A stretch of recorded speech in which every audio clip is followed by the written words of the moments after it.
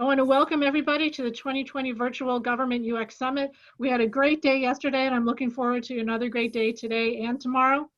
I want to thank everybody who made this possible, including my co-chair, Wendy Stengel, who is helping every step of the way.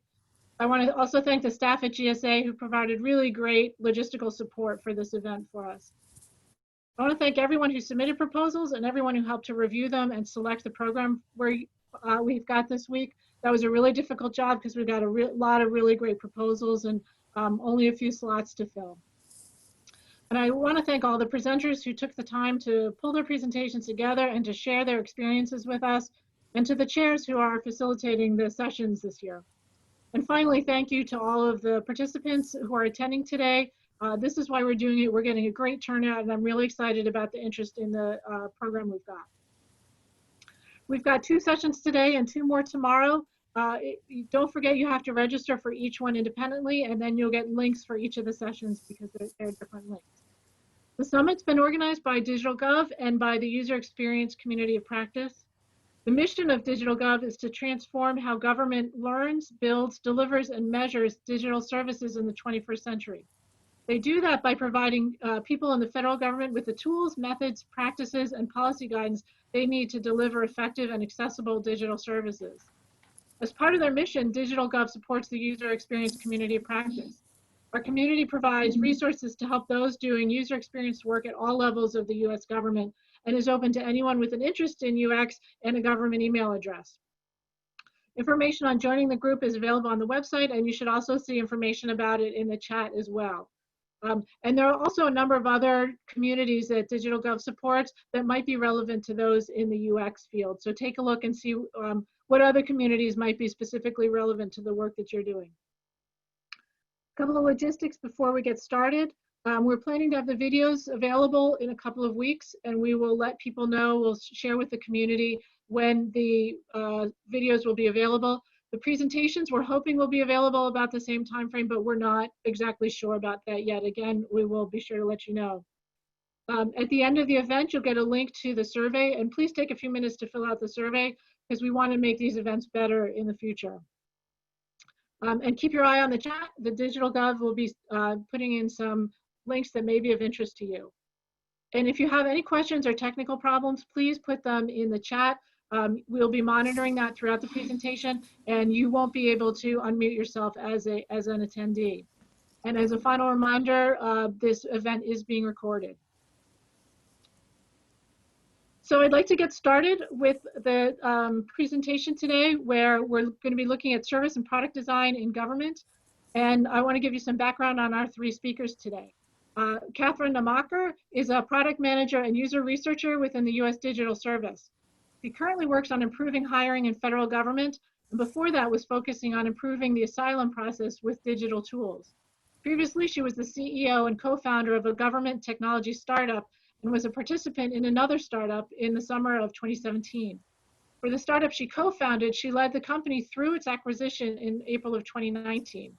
Katherine is passionate about leveraging public service to support vulnerable populations and developing government innovation models that can scale. She also can be found backpacking, drawing, traveling, and exploring new arts experiences. Our second presenter today is Caroline Kyungae Smith. She's a design strategist with the US Digital Service.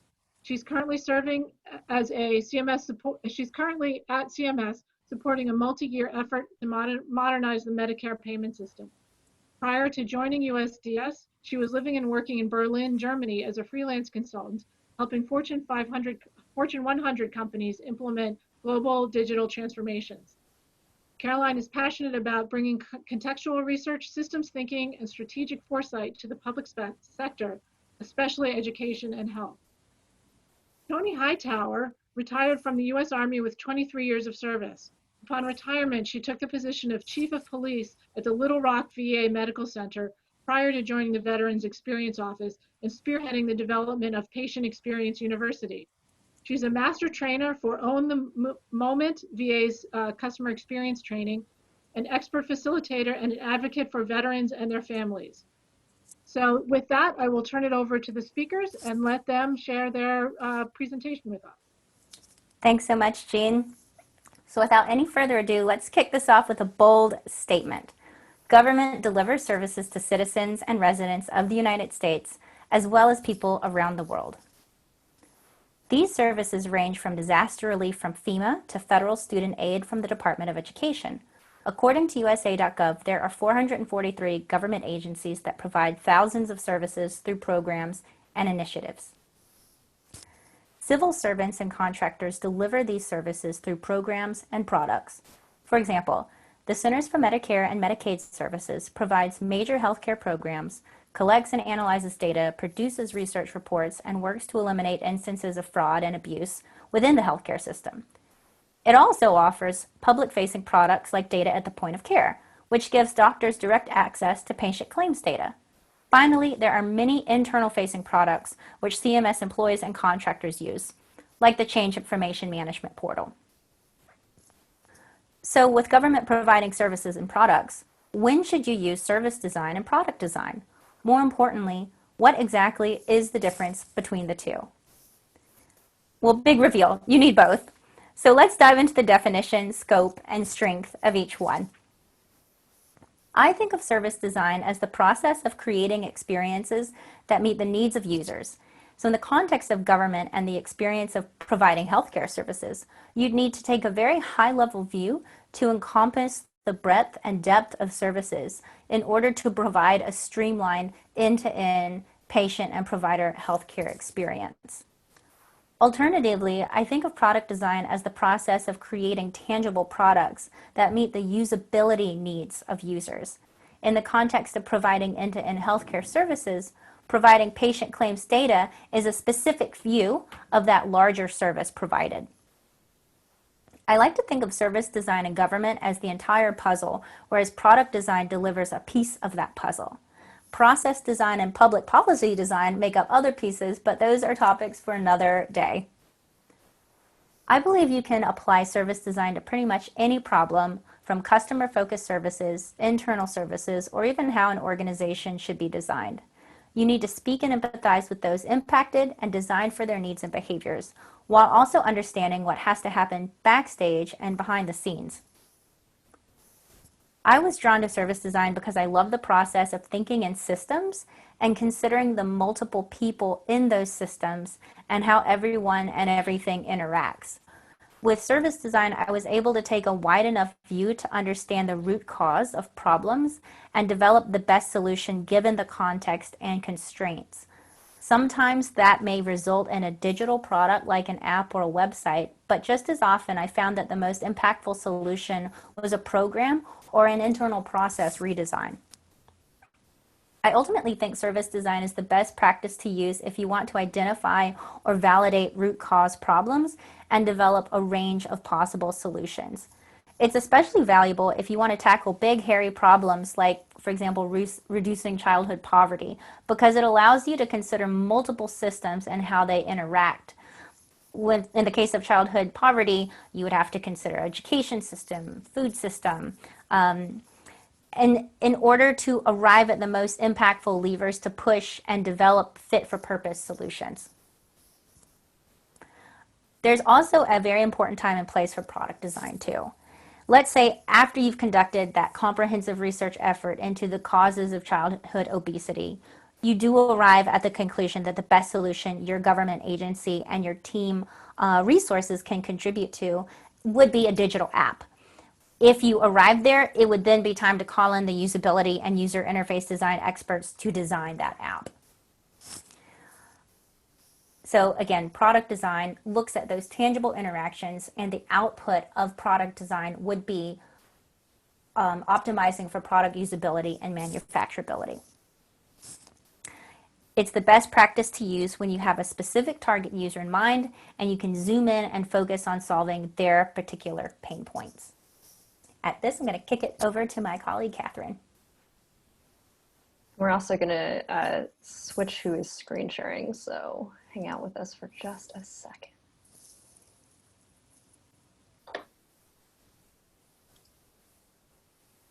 Okay. Do you see my slides without notes? Yes. Perfect. So as we've talked about, Service design and product design can happen at different levels of scope, but they need to work together, right? They're part of that same ecosystem. And everyone on your team ideally should have a view on the system level, on the high level system, and how their operational pieces fit together within that ecosystem. We've started to talk about kind of a specific piece and then the larger puzzle. And so a typical government service has multiple layers of support.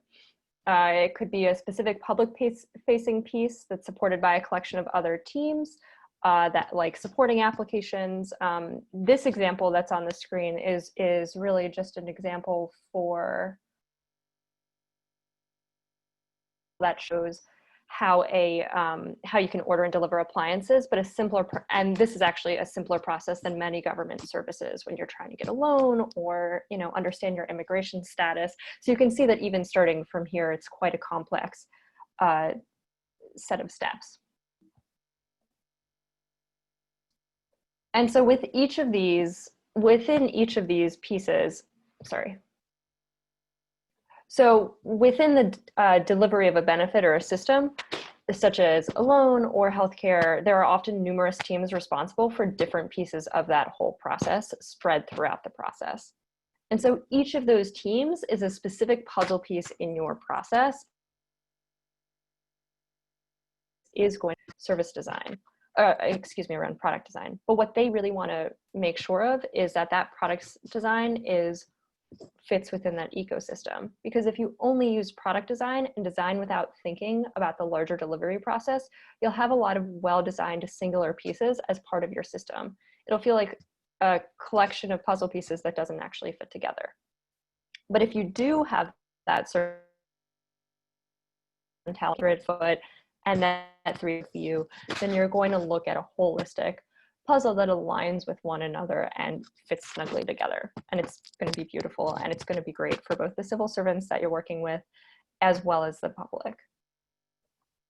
And so we have that, service design and product design difference. And as we've kind of continued to talk about, you really do need them to work in concert with one another. And so as we're talking about things and kind of taking a step, in knowing this, just take a second to think about which of these feels like they resonate with your current team and the kind of services that your group or department or agency deliver. Does it feel like it's a bunch of teams that are focused on their specific piece, or does it feel like everyone is aligning? And also, more importantly, how do you know that you're actually headed in the right direction to move towards aligning all of the different teams around that same goal? Like, how do you even know if you've built service approach? And what I'm going to do now is just touch on 6 different things to think about that and kind of help you pulse check, yourself and your team if you're headed in that direction, and things to help you think about how you might get there. So one recommendation is if you're working with contractors to support your operations or support, product delivery, then think about, are their contracts written to reward a focus on a specific puzzle piece, or is it ensuring that that puzzle piece writtens into the whole? Making sure that those incentives are aligned to push towards a better service delivery with each of those puzzle pieces fitting within one another. Additionally, different teams understand and align around the pain points in your entire system and now how they might work together to resolve that. Do all of your teams align around what the service delivery system even is and what the focus on that is? What are the pain points? And those questions, thinking at that higher level. With cross-functional and cross-team collaboration, it's also really important in bringing everyone through the process. Are your teams encouraged to support and work with one another? Are they really talking during that process and kind of bouncing ideas off of one another when it makes sense? Making sure that your research is shared across the service delivery process. Is user and design research between teams shared, at different stages with those deliverables? Is the research taken with the same amount of gravity, and how do you sync up on findings, at a regular cadence, not just when you're starting your design process or at the end of it, but even as you're learning, because you're all working within that same ecosystem and puzzle piece, and how one piece operates is going to piece. Also engaged in how to improve a product that sits within that process, especially your frontline staff. Often frontline staff have already dealt or are actively managing around the pain points in that process in trying to deliver that service. Is someone in that process, have a notebook with a whole variety of things to remind them of pieces when they're working with, because naturally those frontline staff are going to really be key in thinking about that. And also the workarounds that those individuals have could even tell you where your pain points are. And for you to know how to improve a process, you need to know what you're driving towards. Like, everyone on your team should know what you're optimizing for. What is your shared goal, and what are the metrics around that goal? Because it helps to focus the problem solving and align each of it around what each of the teams are focused on. What your service, what is your service process trying to improve? Are you optimizing for a shorter time to accomplish a task, or a better experience for those receiving that process, a higher enrollment of potential eligible people?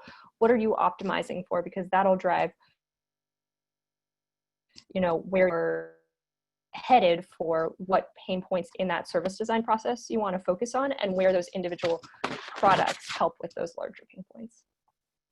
And also, in thinking kind of what you can be doing, how do you know if something is a little awry? How do you know to course correct?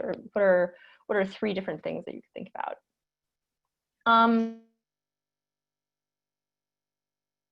Silos. If teams don't understand how the information in each step impacts things both upstream and downstream from where they're working, that's a real indicator that more communication and more collaboration around goals could be there. For example, if an application is being filled out, at this early stage, can it impact adjudication? Can it impact how that delivery is serviced? Things like that. And also, does your team talk to teams that are 2, 3, 5 steps away from where they are if you're part of a very long and intricate process? Also, going back to metrics, metrics kind of tell your entire team if you're headed in that right direction, and for what you're solving for. That's the higher strategy of the whole service. Does your whole team know kind of what the goal of that product is, what success, what your key results are? Because if the whole team isn't engaged in what you're driving towards, like I said before, you might be optimizing for different things. Your product designers could be optimizing for usability, while the product folks are optimizing for product flow, and engineers are optimizing for something else. But having that service design perspective allows everyone to kind of focus on one piece. And it also means that if you have 3 different metrics within different disciplines, you're not going to be even aligned within your product, let alone within that larger service. You really want to make sure that everyone's aligned around what your goal is and how you know that you're getting there. What is your key result that you're thinking about? And then lastly, come in, how it's research used, whether it's design research, user research, process flow research, things like that. In terms of those findings from other teams, how do you know that it's going to be relevant? You know that it's going to be relevant when you're looking at that service design process, because it's all part of that same flow. It's all part of that service that you're sharing with. So you want to make sure that you're sharing that with other teams, because it's all the context for that same system, and understanding when and how to share that is really important too. And so again, at the end of the day, it's really making sure that you balance the pieces between the whole and with the specific pieces for that service design. So I want to let everyone in on a little secret. I began my career as a journalist, a print journalist no less, and I only entered the public sector a year ago. So I view myself as living proof that you can read and learn your way into your next role, and perhaps that next role for you guys might be service design. And I'm lucky to have happened to have a naturally healthy dose of empathy and curiosity, which leads me into what I believe is the number one skill set for a great designer. You need to be able to zoom in and zoom out at those different levels, keeping in mind what the different actors are, their different needs, and their different goals that they're trying to achieve. And also be able to think in terms of the different lenses and systems in which they might be straddling in their roles. This is going to allow you to be able to see that larger picture. And one of the ways that I view service design and being really beneficial is if you zoom out large enough. For the example of homelessness, don't know if many of you know, but homeless shelters actually perpetuate homelessness. But if you're zoomed in at a certain level, you might not realize that the existence of homeless shelters actually enable and keep homelessness active in the community. So being able to zoom out to a large enough level and see how some actors or some activities might reinforce the problem you're solving will really allow you to be able to identify those root cause problems that I alluded to earlier and come up with a solution fit for purpose. And then finally, another benefit of service design is that you are always looking at real world user needs. Without design, I do find some clients are able to talk about things in the abstract or feel like certain problems might be the number one problem. But when you're able to go in with that service design view and identify real user needs and have the data behind those user pain points, then it is easier for you to ground your findings in tangible data-driven pain points. So as I said, I really believe anyone has the capacity to be a service designer. When I met Toni and heard her stories, I was immediately inspired by how she had used empathy and systems thinking to deliver better services, even if at that time she hadn't known the academic or industry names for the methodologies that she was using. And with that, I'd love to hand this over to her.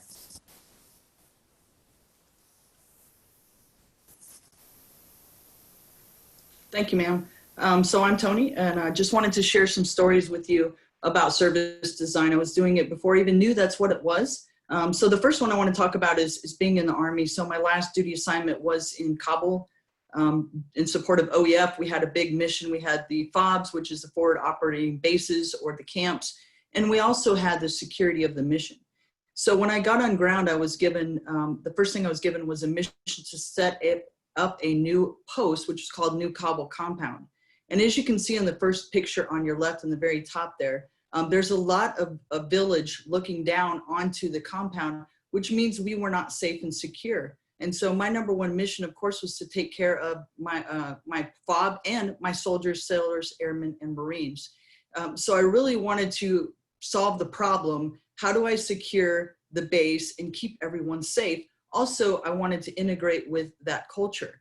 So the first thing I did was go out into that city, and you can see in the second picture there, that's me with a group of the children there in Bibi Moreau. Bibi Moreau, for those of you who don't know, was a 16-year-old freedom fighter during the Russian invasion. And so women were actually very revered there in that city, which really gave me an edge to get to know them. I learned a lot about the culture before I went up there, because usually we would go up in full battle rattle or all of our combat gear, but I chose to dress down when I knew it was safe by doing some research, a book called 3 Cups of Tea. So the first cup of tea in their culture, you're just getting to know someone. The second, they become friends. And with the third cup of tea, you become like family, and they will protect you at no end. So I waited till that third cup of tea, and then I went dressed, covered my head, as is their culture, and just walked around to see what they might need and how I might connect with them better so that they could help us secure our new cobble compound with everything that came with that. What that led to was just that great partnership, but I wanted to make sure that first I led my team to success. So in the third picture, you can see that's the Texas National Guard. Actually, that was a very small part and contingent. So we have two forms of customers, as you all know, the internal and external customers. I wanted to really focus on the internal customers first, being all my soldiers, but not just my soldiers. I was assigned with the Filipino security. I was assigned with Afghan National Police, Afghan National Security, and then Blue Hackle, which was their security guards internal. And so I wanted to see how I made them one team and one community. Then I went back out to the community, did tribal engagements with our external customers, being the Afghans that lived in the cities surrounding, and wanted to make sure that we became part of them as well, or them of us. So it wasn't I and you, it was just really us. And so we had a lot of dinners together, built a lot of teams, and I really just started to ask the questions, what can we do to build this bridge? How can I bring you in? And what we learned was they really obviously needed the funds flowing into their city or could use them. So we vetted a lot of the people that live there and actually made them security in our compound. And that really helped build that, sustain that relationship, because now it became our base, not just mine. And so we really wanted to just build that team. I made sure that we integrated fully by regular visits. So we went out, made sure that they would have running water, that we taught them how to use, they already had it, but we brought a bunch of toothpaste, toothbrushes, whatever they could use, stuffed animals to the children that were around, and just beautiful children running around that village. Really wanted it to make it us. And so at the end of that, it saved lives, not only our lives, but in the lives of the city. And that was the absolute goal. We wanted to make sure that we had that great community policing model. I was also a military police officer, and that is very, very, very important to me. So the end state, no attacks on the base, no lives lost at that base. So I would say that we had a very good service design, not knowing that's what it's called. I wanted then to bring that into the VA when I came. So the next part of my story, you will see inside the VA. And I took over as the chief of police at the Little Rock VA. So when I got on ground, I wanted to kind of test what the culture was like. And I realized a couple things. One, that our VA police were kind of considered the black sheep. And two, we were not aligned with clinical staff. In fact, we were kind of a roadblock to our veterans getting good health care. And I wanted to make sure that we overcame those obstacles. So our problem was obviously that we were not fully integrated. I wanted to figure out, how do we become fully integrated? What is our mission? What do we need to do to be successful? And of course, as a veteran myself, this was near and dear to my heart. So what we did was really learned about the culture, about the veterans that were using our facility, what they needed from us, what they expected from us, how their encounters with the police had been to date, and what they wanted that encounter to look like. So what did you want from police that maybe you're not getting? And what are we giving you that you certainly don't want? So I wanted to make sure that we changed it. Once I got that from them, I started to meet with the clinical staff and the other employees in the VA that were not police, because I wanted to know what they wanted from police. What do you want? How can we suit you better? And how do I make us, not I and them, not I and you, but us? How do it become one team, one fight? That led to the third picture, which I love, rest in peace customer service. I absolutely hate that term, because it should be customer experience. I know you're gonna ask me what's the difference, in words are just words, right? But that couldn't be farther from the truth. Customer service is all about ease and effectiveness. That's great, that's a good start. But if you really wanna get to solving issues and making it great services for everybody, you need to get to customer experience. That adds the emotional element to those dimensions, and that is what I was driving for. I wanted to get rid and away from customer service and go for customer experience, where my officers were empathetic, where the veterans were empathetic, where everybody was empathizing with everybody else that they encountered, so everyone had that great experience. So how did we do that? We needed, first of all, to standardize the force. We saw that police officers in one VA were lower rated than graded than police officers in other hospitals. And that can be a problem when you're moving from hospital to hospital. in retaining great police officers. Obviously, they're going to go other places for promotions. The task organizations that we had were not standardized. The performance descriptions were not standardized. So we set up a task force and we standardized that across the entire nation. I was lucky enough to be able to brief the Secretary of the VA on this before we went forward, and also was able to rewrite the performance descriptions so that it was 1/3 customer experience. And that was huge for a police force. And as you can see in today's world, nothing is more needed than a community policing model. I called it veteran-centered policing because we had a little bit more toward, obviously our veterans were our customer, but we were also in a clinical environment. So it was a little bit different than community policing, but that is the basis for it. So 1/3 of the time I expected and demanded that my officers were out doing customer experience. If you're not enforcing the law, if you're not doing patrols, I want you to help people. I want you to help veterans to their appointments. I want you to help them to their cars. I want you to pair with our clinical staff, etc. And let's be part of them. So as we're charting this, I came forward back to my team and started really building them in and retraining and rethinking how we did business.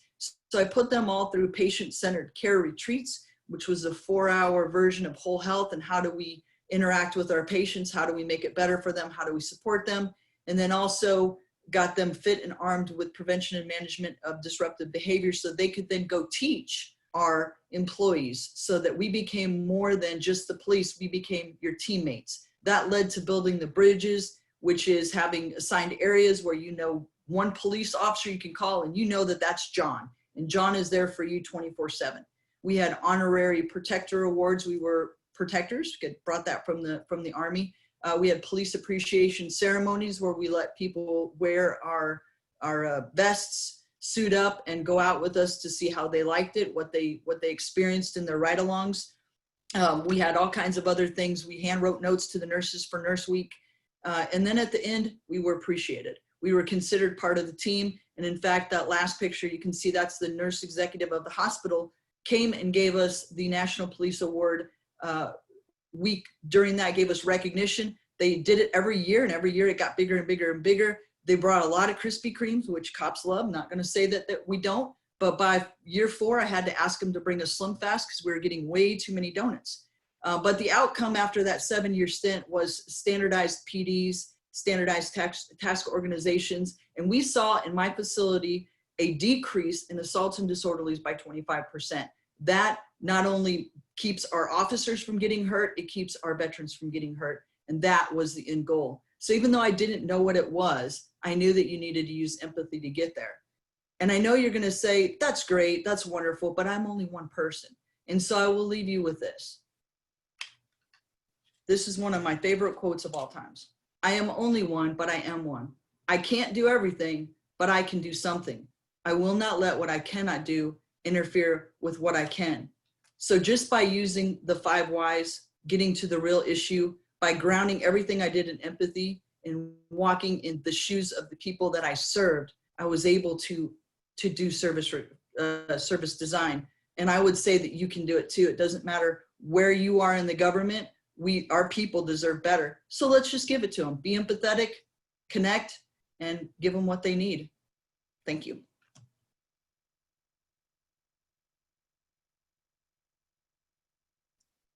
Awesome. And so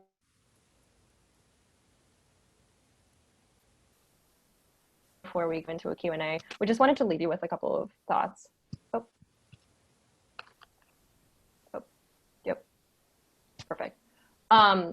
So find and empower the champions with that service design mentality. You know, it could be someone who has a title of designer, but it also, as Toni was talking, could be someone who just understands how to use empathy and build connections and build bridges and think holistically and think, you know, systematically about the ways in which you can problem solve. Who are those people already working, you know, in the delivery process that you have? They're probably in your frontline staff. They're probably in your back office. They're going to be everywhere, whether it's, you know, an office manager or a software engineer or whoever it is. Those people who think about the system at a at a higher level and understand how those things work together, and are excited about problem solving, find and empower those champions who have that service design mentality. Learn from them, collaborate with them, problem solve with them, bring them into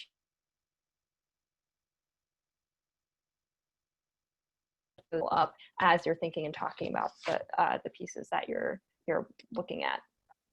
We'd also say define and measure success using the health of that service delivery that you're doing, you know, whether you're providing a loan or healthcare services or, you know, pieces around immigration or education, you know, what does the healthy success of that service delivery or of that benefit that you're providing residents and citizens look like? How do you know that you're getting there? How do you know that you're moving towards that? And so focusing, as you're talking about this, on the larger holistic service delivery, focusing on, you know, that larger puzzle as it fits together with the specific pieces, and making sure they really all complement one another.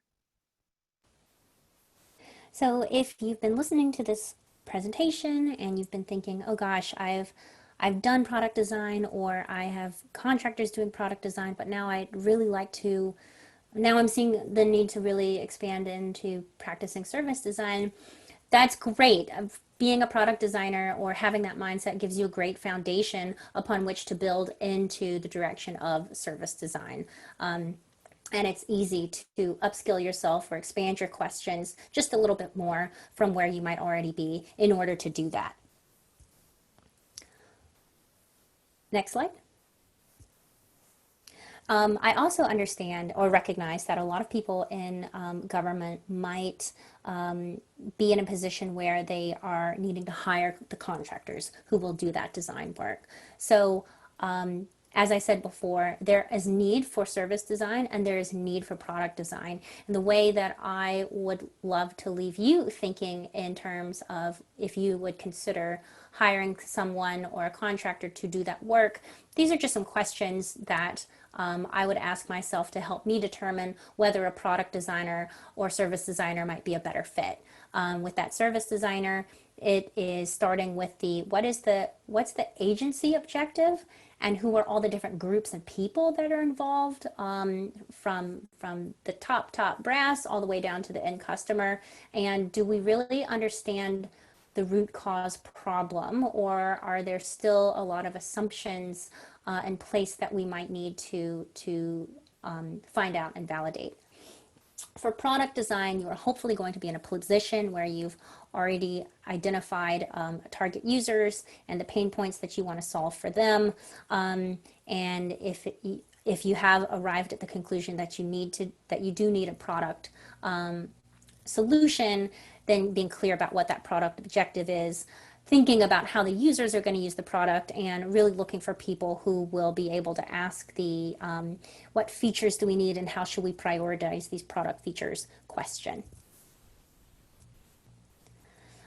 Finally, I'd love to leave you with a couple of resources for people who might want to learn more about service design. There's two really great books that I enjoy, Service Design Doing and Service Design Methods, and there's a lot of great networks out there where you can dip your toe into service design and meet other service designers as well. There's a global service jam, so for this group of people working in the public sector, that could be very attractive to them. And then there's the Service Design Network, where you can meet a lot of other people who are early and mature in their service design career and get a lot of tips and pointers from them.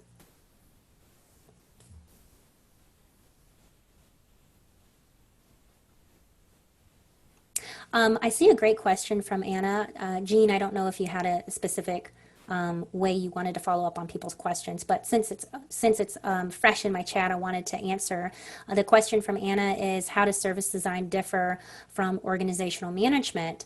And as I said before, service design can be applied to a lot of different contexts. And organizational design is one of them, because you can use service design to look at the different actors, look at the different systems, and think about what are the pain points in this system, and how how might we think about redesigning processes and redesigning organizations to solve some of these pain points? So organizational design and management is a great opportunity to leverage service design to identify those pain points and come up with solutions. And obviously, the solution in organizational management would probably look something more akin to a process redesign or a change in structure. I would also definitely agree with what Anna has mentioned, is that it's really an interplay and balance of those two sides that makes it work. You know, thinking about those as two sides to the same coin, or even more integral to that as, you know, as you're hiring a product designer or as you're bringing someone on to do product design, making sure that they understand where they fit into that larger service. And as you're having someone think about that larger service, making sure that they understand where individual pieces fit together. So would totally agree that it's truly an interplay and kind of that collaboration between both that makes you stronger. I also love the question about how do you know when your process redesigns make things worse? Katherine, I think you'd be great at picking up this thread, because how would you know your product makes things worse? How would you know your service makes things worse? It's all about getting that baseline data and then having metrics to assess whether your solution made things worse or better. Yeah, and one example is also that I think about is I worked in police reform at a startup for several years and did plenty of ride-alongs myself. And one thing that I think about is there's a dashboard camera on most police cars that will film kind of what's happening outside of the police car, and that's somewhat kind of next to not totally synced with their records management system, which is just a different base of hardware. And one thing that I think about is, in a really small way to think about a product design versus a service design, is every time that an officer interacts with anyone outside of their car who's a public resident, they would then need to kind of take the information from that video camera and input it into the records management system. But the date format on the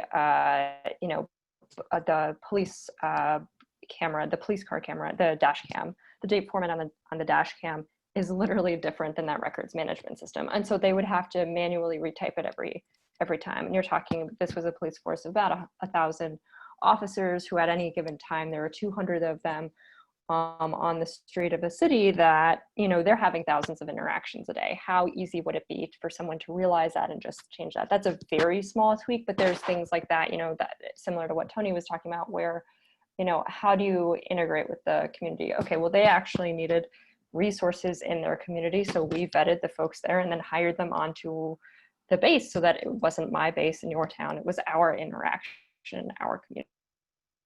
Things like that is kind of on a small scale and a large scale, kind of where you can start to see if those things have fallen apart. And I'd really encourage folks to talk to frontline staff or people who are engaged in the very day-to-day operationalizing of whatever you're working on. Who's interviewing, who's, you know, processing the applications that you're coming in or filling those out, who's interacting with, you know, who's taking up all of the complaints or the questions, you know, inbox that you have, what's coming up. So thinking about those things for where to even identify that.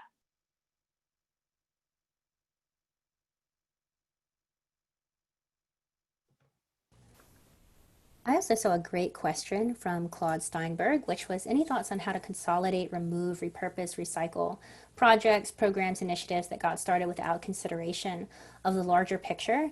I'm going to jump off of Toni's very compelling examples that she gave. I don't know if you picked up, but she had very clear goals in her mind of what she wanted to achieve. For example, the safety of her base in Afghanistan. That is a clear value that she identified, and everything from there, the strategies that came out of that number one value that she kept in mind, allowed her to stay focused on activities that that laddered up to that value, that goal, right? And so I think a lot of our agencies and government might have multiple values. Not only that, but they might have multiple values that conflict. And so, of course, a result of conflicting multiple values that all are number one priority will result in programs and initiatives or projects that might not necessarily seem in sync with each other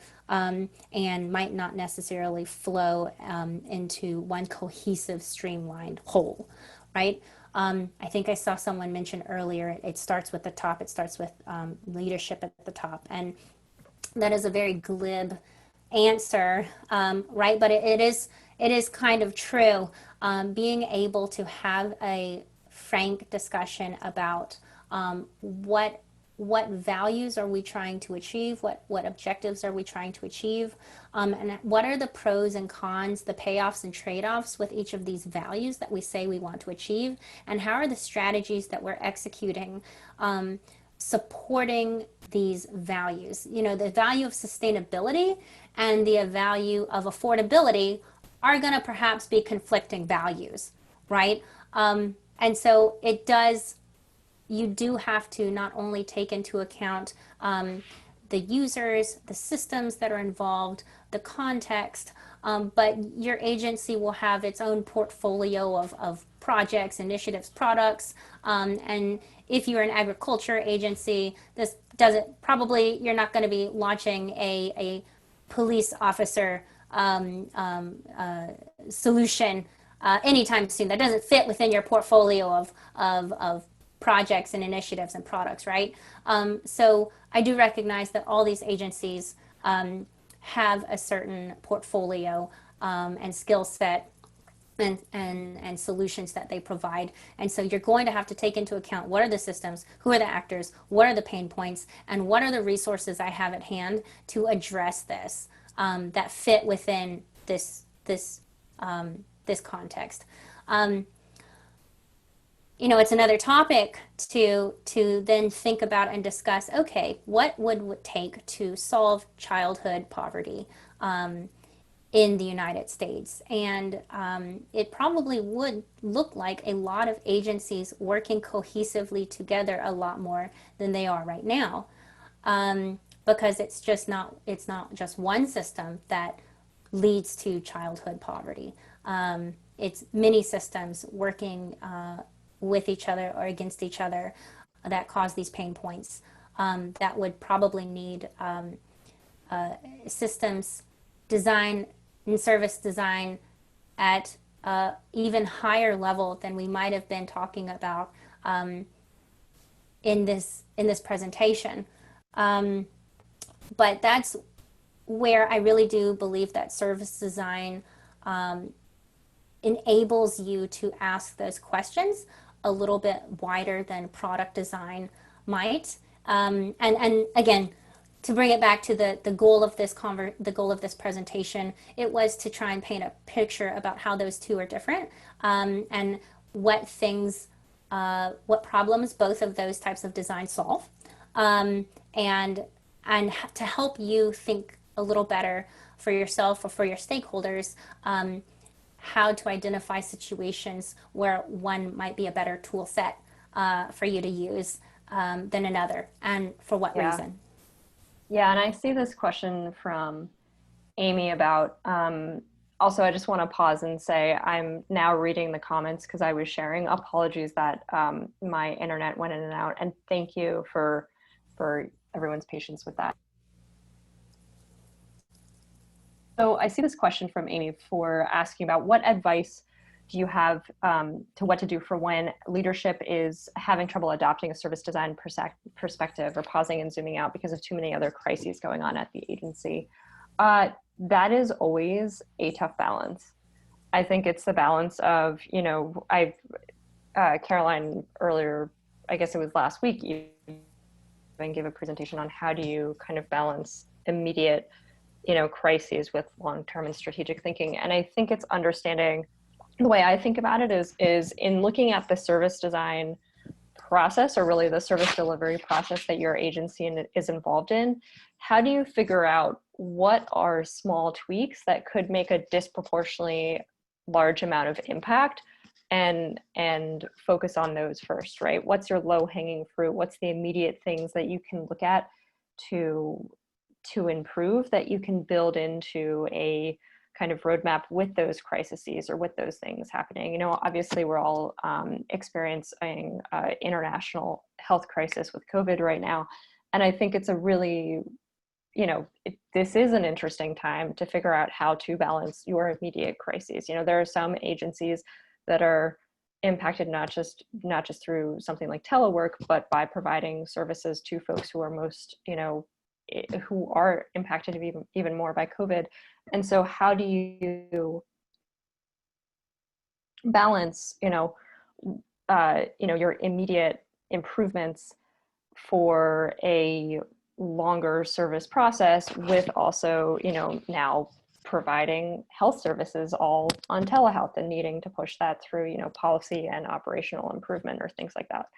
And so I think figuring out what's your low-hanging fruit and how can you move forward, you know, in thinking about that, as well as what are the things that in crisis you're also learning about your process, right? What are the things in those crises or those emergencies that you're learning about your process that you can help to put in, you know, preventative measures? You know, how do you help yourself to stay healthy at 60? You start, you know, exercising and focusing on your physical well-being decades before you reach, you know, your 60s, 70s, and 80s.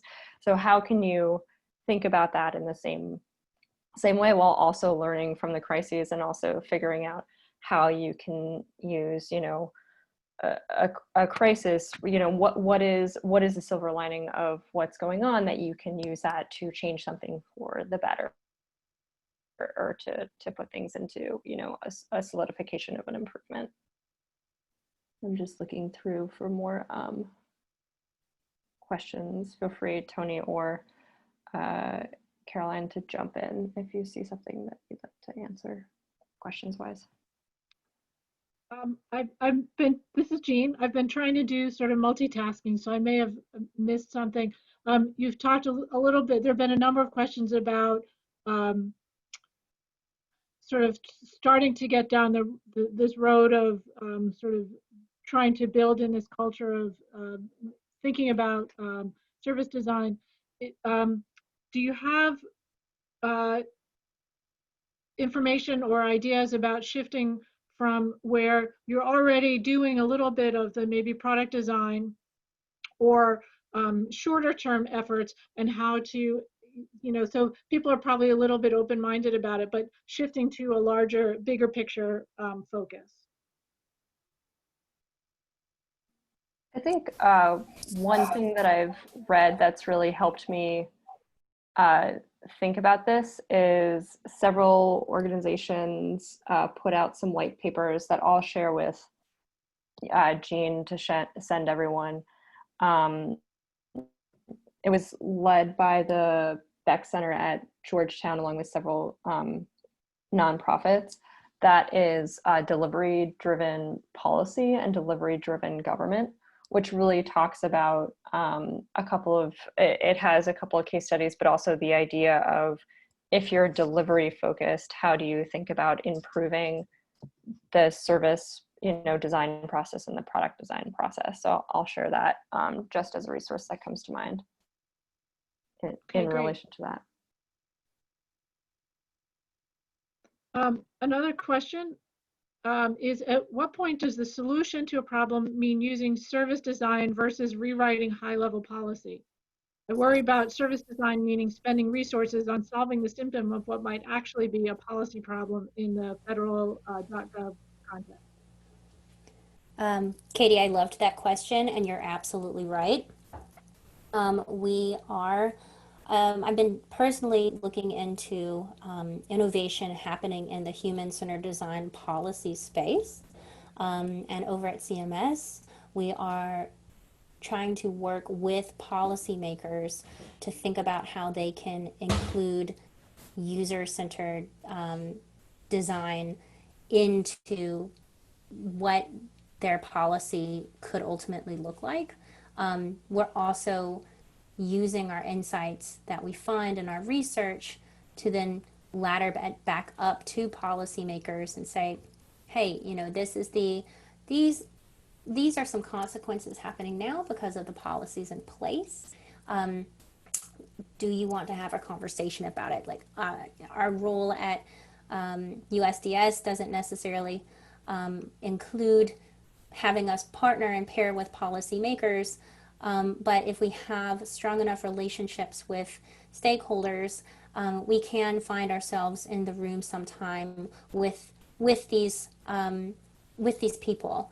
And at that point, it is still applying our same skill sets, but in a different context again. So not organizational design, like I said before, but now it's policy design, and it is looking at systems and actors and pain points and reinforcing loops and unintended consequences, and trying to measure that and lay that out in front of the decision makers in a cohesive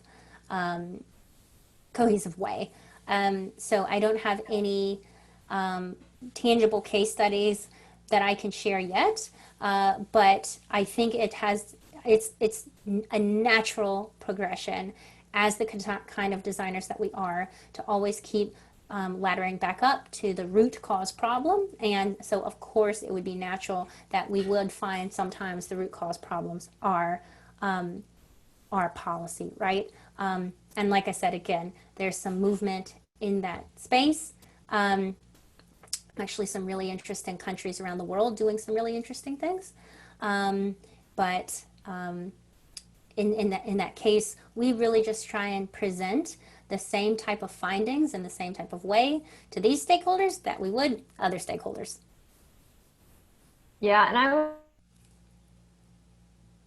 I totally agree with what Caroline just said. I would also add that there's different level of policy. So policy can mean local policy implementation, your agency, all the way up to, you know, a bill or federal regulation. And there's different flexibility within those different types of policy for what is needed to advocate to have something change. Of course, changing policy is a huge amount of effort, and also figuring out kind of folks who are in the agency who really understand, you know, the nuances of the policy, and thinking about how you can bring data, or also how you can work within what can you do to build something that, you know, if in a year or two you can collect data to show, you know, both improve the process today and also have more information about why that policy doesn't work as well the way it is, and maybe work with someone to advocate for it. But I think thinking about both the strategic as well as the low-hanging fruit at all of the different levels that you're working at makes sense. There's a question from Actually, May. sorry, before you go on, Catherine, Sure, could yeah. I just interrupt because I want to follow up on that topic, which is if for those of you who have a government email address and can join the group, there is a effort within the user experience community practice to look at user experience and policy. So if you're interested in that and can join the group, you look for postings on that. I think they're meeting again in August. That's awesome. Thank you. Sorry to interrupt. No, that is perfect. That is awesome. I'm going to join that group. That's great. So there's a question from May asking, you know, hey, I'm a big fan of the service design approach, and you've been trying to find different ways to inspire and motivate your team to adopt the approach on the job. Like, what would you, how and what to do when you have a team that prefers to understand the concept but prefers to do their routine job and not practicing the mindset? One way that I would approach this with folks is just really bring it back to your users. Whether you're, you know, a technology team building users for other, you know, full-time folks who work in the government, or you're a team that's building, you know, a process that you're kind of interacting with the public sector or the public folks. And so, you know, wherever you are in that, bring it back to the users and their pain points, and how their pain points across the entire service is reflecting on each of those pieces. Because, you know, if someone has a really terrible experience, you know, filling out an application and then can only solely get your, you know, your appointment status and information via a physical, you know, letter right now, they're not going to walk into an interview or think about the later part of the process as something that they can really understand and trust, because they know that, you know, yeah, for me to understand, you know, whether it's, you know, my status for food stamps or my immigration status, I need to do what feels like this antiquated process when, you know, on my phone, I can order food to get here in 35 minutes from my couch. You know, like, your users understand the difference between the high level service design in the private sector for things that government isn't, you know, isn't responsible to provide. We don't, you know, do pizza delivery in the government, at least to my knowledge. But for these core benefits, they understand, you know, when I was working in police reform, I would talk about, you know, when you walk into certain agencies in the US, the way those services are being handled, both for the officers and for the public, don't feel like you're in the 21st century yet.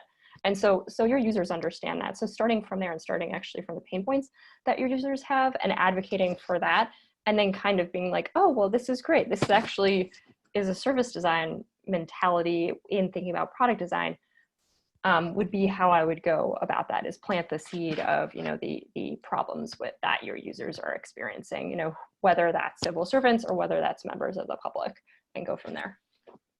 I would also, Quickly, because we're right at the end. Yep, I would also just attach to that, because even some stakeholders don't care about users, right? I would try and attach to that as much as you can costs and risk mitigation, and just kind of attach the scary negative to it too. So just play that out a little bit more. Okay, these are the user pain points. This is why they're sad. Play that out one step further and try and see how you can talk about how painful and bad and costly and risky this will be for the agency. I find that's pretty effective too. All right, well, we're at the end of our time, and I want to thank our three speakers today. This has been just a really great talk. We've had some great chat going on and great feedback and discussion in the chat. Thank you for answering all the questions. So thank you for everybody, and I look forward to seeing people at the next couple of sessions we've got. So thank you, everyone.